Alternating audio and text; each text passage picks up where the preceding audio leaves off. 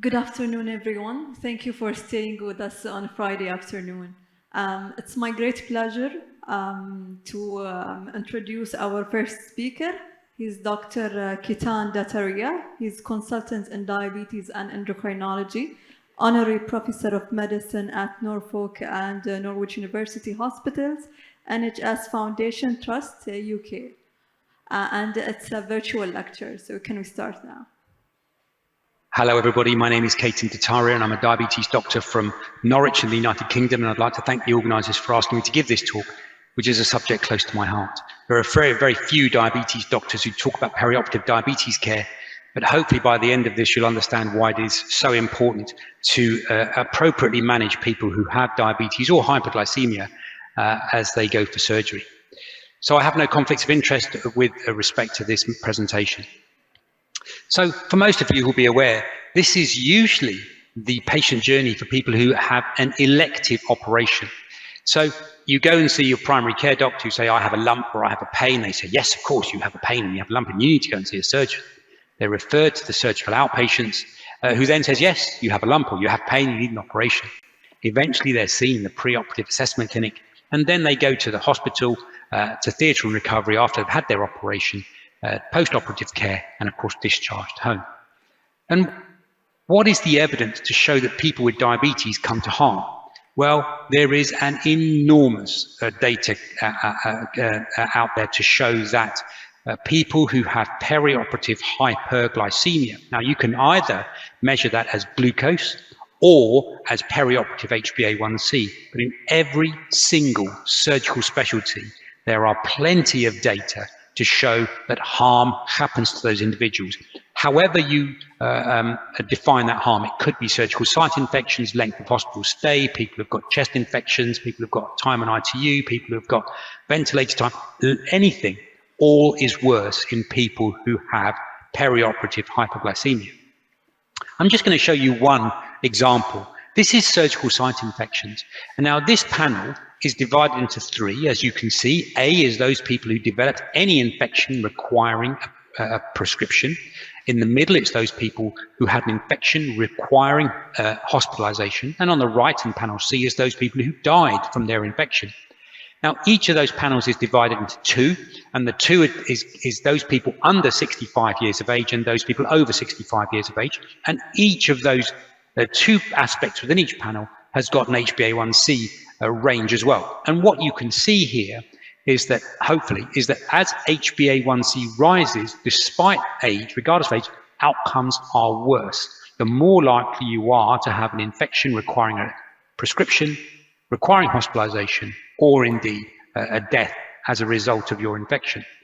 What you can see, however, is that the very left-hand side of each of those six panels is that there's those people who've got normal or not previously diagnosed as having diabetes actually come to harm. And I'll come back to that later on. But there's more data. So these are meta-analyses looking at surgical site infections and glucose again. Now, what you will all remember that in forest plots is that if you look in the middle, there's a solid black line, which is, and the number 1 underneath it, which is the line of unity. And if you have anything to the right of that line, it shows that high glucose is associated with harm. If it's to the left of the line, it shows that high glucose is associated with benefit. And I'm going to show you just a few things. Of course, here we have, this is a meta-analysis of lots of studies, so gynecological surgery, breast surgery. The diamonds are representing the overall risk are to the right, suggesting there's an increased risk of harm. Not always statistically significant because the sample sizes can be quite small, but it's to the right of the line, suggesting if not statistical significance, at least a trend. And here we go, colorectal surgery, the same thing. Spinal surgery, the same thing. Cardiac surgery, the same thing, definitely to the right of the line, showing that glucose concentrations are associated with harm. Here we go, arthroplasty, so joint replacement, to the right of the line, and a miscellaneous number of different operations, again, to the right of the line, showing a trend, if not statistical significance, showing that glucose is bad for you.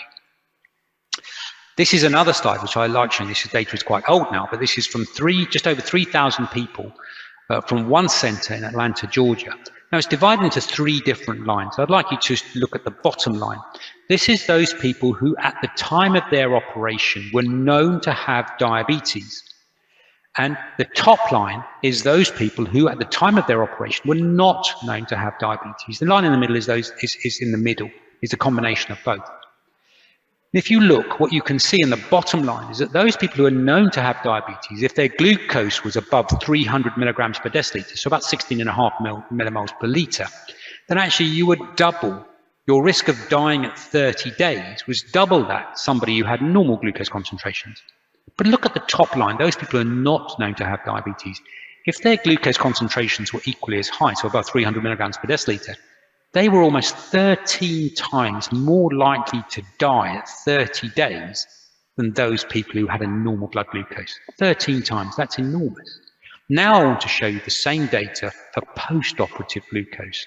So again, if you look at the bottom line, if your glucose concentrations were high and you were known to have diabetes, actually your risk was quite low. But if you look at the top line, if you develop post-operative hyperglycemia and you were not previously known to have diabetes, then your chances of dying were 45 times higher. That to me is the same as a surgeon wearing gloves. And I would ask you to go and talk to your surgical colleagues and say, how many of you check blood glucose concentrations? Now, there are lots of different things here, of course. You could say, well, do your anaesthetists use dexamethasone? And everybody knows that dexamethasone raises blood glucose concentrations. I'm not going to talk about that in any detail today. But dexamethasone does potentially cause harm, but we don't have the data to show that. It's just not proven to be completely safe. Of course, there's this thing called stress hyperglycemia, and all of you will know who is at risk of developing stress hyperglycemia. It's those people who are living with being overweight or obese. Those people who've got a previous history of gestational diabetes. Those people who are age over 40. Those people who have ethnic or non-Caucasian origin. Those people who are on long-term steroids.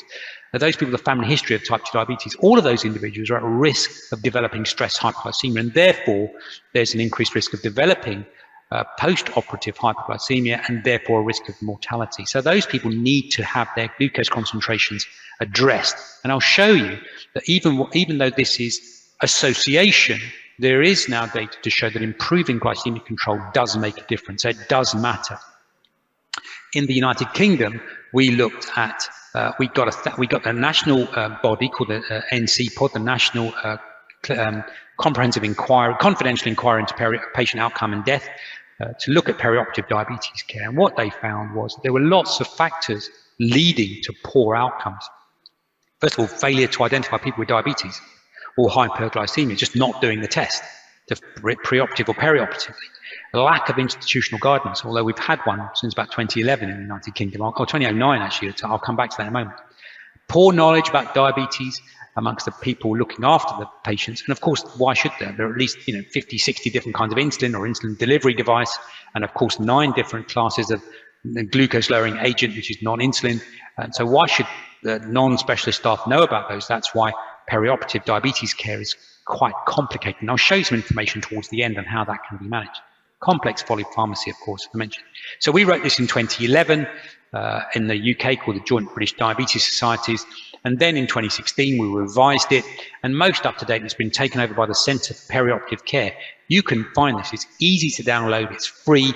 All you have to do is type into Google CPOC, the Centre for Perioperative Care and Diabetes, and this is the document that comes up. It's a comprehensive document on the management of perioperative diabetes care. And I'll come back to this and show you some practical guidelines that you can use on the manipulation of oral medication, subcutaneous medication, and insulin. But there's some more data here. So these are data from US, 18,000 people, of whom just over 11,500 had their glucose concentrations measured for the 2 days post-operatively. And what it showed was that if you developed post-operative hyperglycemia, your risks of adverse outcomes were doubled those people who had normal glucose. So composite infections doubled, death 2.7-fold increase, reoperations almost 2-fold increase, and anastomotic failure is almost 2.5 times greater likelihood of developing problems. But if you were known to have diabetes, actually in that bottom panel, your risks halved. So actually knowing somebody had diabetes was protective. Now, why could that be? And I suggest to you it's because of increased vigilance. And I'll show you some evidence to show this. So here we go. This is the mean number of glucose measurements that needed to be done depending per 24 hours, depending on preoperative HbA1c. So the higher somebody's HbA1c, which is along the bottom, the more glucose checks they got in the 24 hours post-operatively. Now, what does that mean? It means that if you are, for example, and actually the same group showed this, I'll show you this. This looks a bit like a complicated slide, but those people who are in orange are those who had a preoperative HbA1c of greater than 6.5%, so 53 millimoles per mole. 48 millimoles per mole. And what it shows is that every glucose concentration, regardless of what your glucose was, you are more likely to go onto intravenous insulin if your preoperative HbA1c was high. Now, of course, if you are on intravenous insulin, what does that mean? It means that somebody must come to your bedside, usually every hour or every 2 hours, to do a finger prick blood glucose concentration. So somebody must attend to you. And it's therefore likely that if somebody's coming to your bedside to see you to do a blood glucose, they'll spot that you may have blood on your dressing, or you may look a bit sweaty, or your blood pressure's a bit low, or something's wrong, and then go and get help much more quickly, and therefore intervene more quickly, and therefore your outcomes are better, compared to somebody who may have the same glucose concentrations, but not being tested anywhere near as frequently, and therefore the intervention is delayed, and therefore outcomes are worse. And this translates to an increased mortality. So on the left, you've got people who have diabetes, on the right without diabetes, and you can see as their glucose concentrations rise, their mortality goes up, even within the same glucose range. So there's a trend emerging. It's those people who are not previously diagnosed as having diabetes or at risk of hyperglycemia who actually come to the worst harm. So there is an imperative to identify those people who are at risk. And as I said, those people living with obesity, those people aged over 40, those people are non-white ethnic origin, those people on steroids, those people are family history of type 2 diabetes or a personal history of gestational diabetes, which of course, all of those things are becoming much more common. So identifying them before. And what are the barriers to post-operative glycemic control? Well, actually knowledge about what you should do. So why do we aim for a glucose target of between 6 and 10 millimoles per litre in the perioperative period? There are reasons, because that's the safest range, and there are data to show that if the glucose rises above 10 millimoles per litre, then mortality goes up.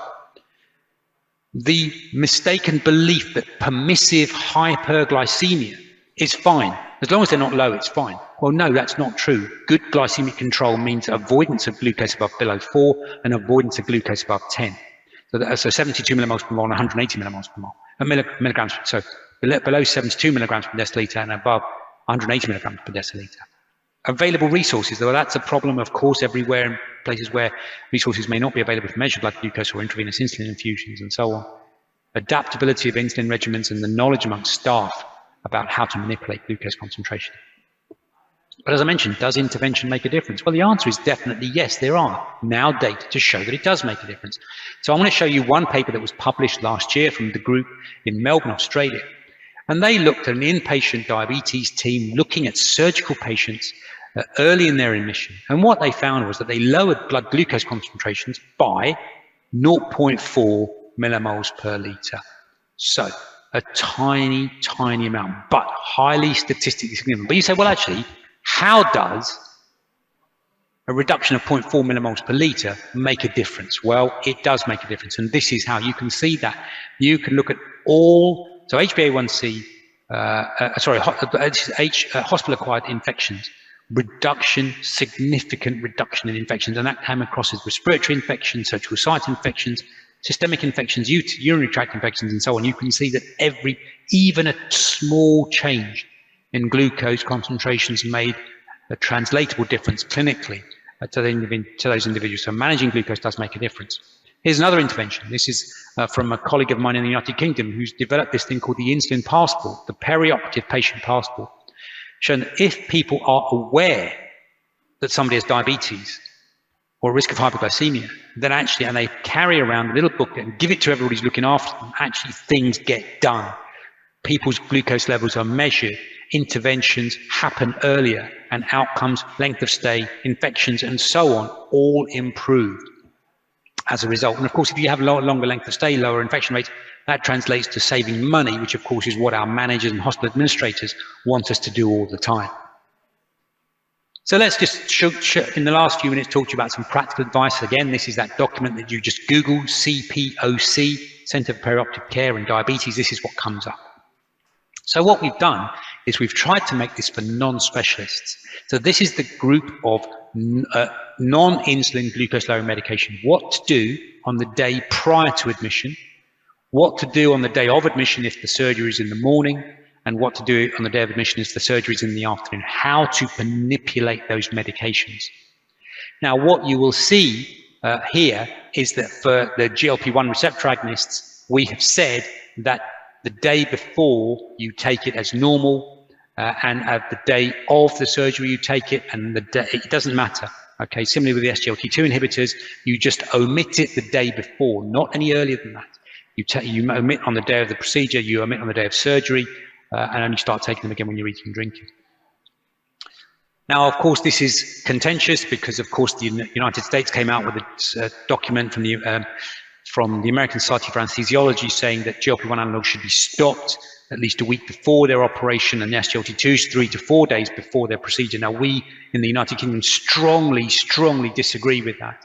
And there are at least 2 manuscripts. Some of you may have seen this. One was published in the British Journal of Anaesthesia in April of 2024, and one is published in Anaesthesia.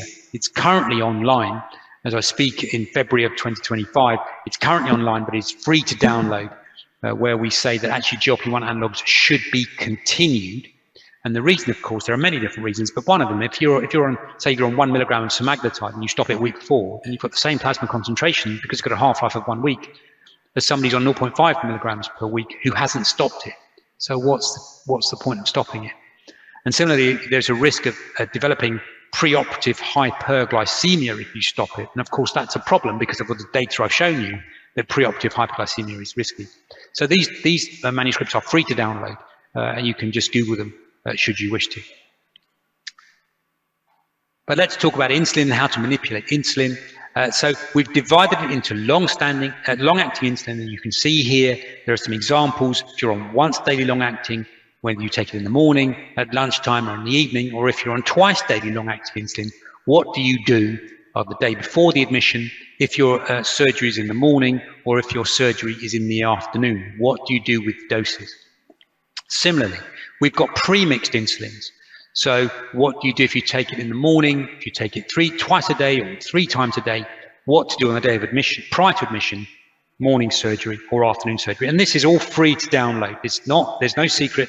What you can do, if you wanted to, is photocopy or print off the relevant pages. You can circle it with a marker at the preoperative assessment clinic and give it to the person with diabetes and say, this is what you need to do. So you don't have to write anything down. Print it off, circle it, give it to the person, say this is what you're on, this is what you need to do at the day prior to your operation. What happens if you're pre-mixing your own insulin? Some people still do this with 2 different kinds of insulin in their own syringe. What do you do? And again, finally, what happens if you're on short-acting insulin, let alone long-acting insulin? What you do with the long-acting insulin is already there. If you're also on short-acting insulin, what do you do? Again, the day before, the day if you've got some morning operation or an afternoon surgery, afternoon operation. And again, if you're on intravenous insulin, what do you need to do? So I'm coming to the end of my talk now, ladies and gentlemen. So in summary, diabetes and hyperglycemia in people undergoing surgery is very common. The more people now undergoing surgery, more people living with diabetes and obesity at risk of hyperglycemia, and of course, therefore coming to more harm. Hyperglycemia, as I've mentioned, is associated with harm, however you measure that. Intervention does make a difference, and there are many guidelines available, but if you want to, again, it's CPOC, Centre for Perioperative Care, and diabetes, and that guideline that I showed you is free. And there's emerging evidence to show that if you maintain the blood glucose of between 6 and 10 millimoles per litre, so 108 to 180 milligrams per deciliter, that's the range which is associated with the lowest level of harm. What can you do as a diabetes doctor? You can make sure that your anaesthetists and surgeons know about the harms that glucose can do, both with and without diabetes, of course. Tell them that there's freely downloadable guidance, which I've already mentioned to you, and they can just manage the minefield of the medications that are now available, and tell them, if they don't, to make sure that their malpractice insurance is up to date. And with that, ladies and gentlemen, I shall say thank you very much for your attention, and have a good rest of your day and enjoy the rest of the conference.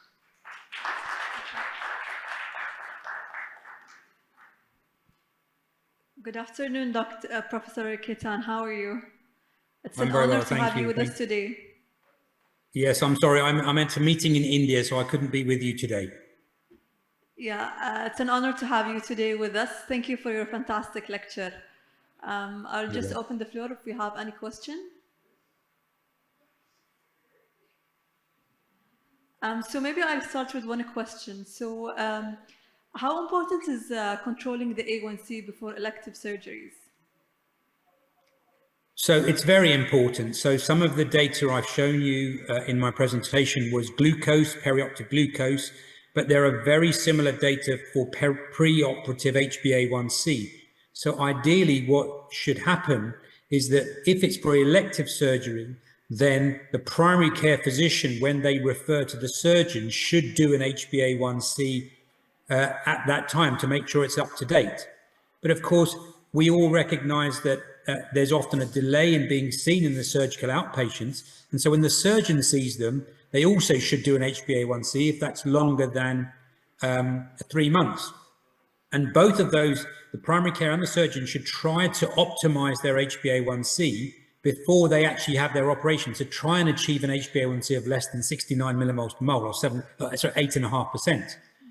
But again, every stage along that patient journey, as I mentioned right at the beginning of my talk, the opportunity should be taken to ensure that an HbA1c has been done within the 3 months before the operation, and every opportunity should be taken to try and optimize their glycemic control, not just glucose, but HbA1c. Thank you so much. Any other question? Yes, تفضل دكتور. Thank you very much. Very interesting. So, this data is mainly from the UK. Have you another data from undeveloped countries or other places? I expect maybe worse than your data. Sorry, could you repeat the question? I didn't hear it at all. Just repeating the question because I haven't had a microphone. I'm just saying that this data you are presenting is from the UK. Okay. Do you have any other data from other country apart from North America? Yes, so many of the, one of the very first slides that I showed you was, is there evidence of harm? And I showed you a whole number of, every single different kind of specialty of surgery, and then there were a dozen or so references. That's a small selection. So the data come from all over the world to show that either high glucose or high HbA1c in the peri and preoperative times is associated with harm. So it's not just in the developed world, it's not just UK, US, Europe, it's from all over the world. All right, thank you.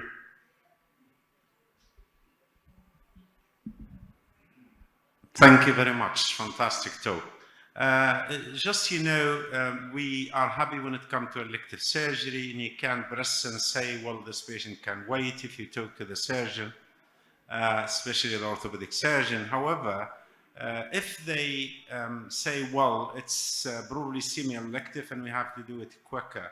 So can we rely on 2 weeks SMBG to show that the blood sugar within control in those 2 weeks, then the patient go, because there was some evidence to show if you do it 2 weeks before the surgery, looking at the SMBG, only that will improve the outcome of surgery.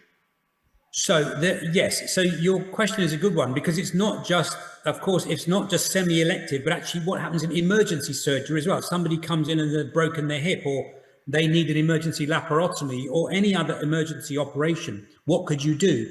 Well, the data show that actually if you manage their glucose, so if you put them on a variable rate intravenous insulin infusion, for example, as a method of controlling somebody's glucose, then if you maintain their glucose between, say, 6 and 10 millimoles per mole, so 72 to 108 milligrams per deciliter, you will improve their outcomes, or they're less likely to develop harm if you maintain their glucose concentrations using, for an example, variable rate intravenous insulin infusion. So yes, I agree that you can use SMBG, or you can, if you have the opportunity, you can put them on a CGM device for those few days beforehand to try and adjust and manipulate their medication to get their glucose down to between 6 and 10. Whatever it takes, that's the ideal glucose range. So 72 to 108 milligrams per deciliter.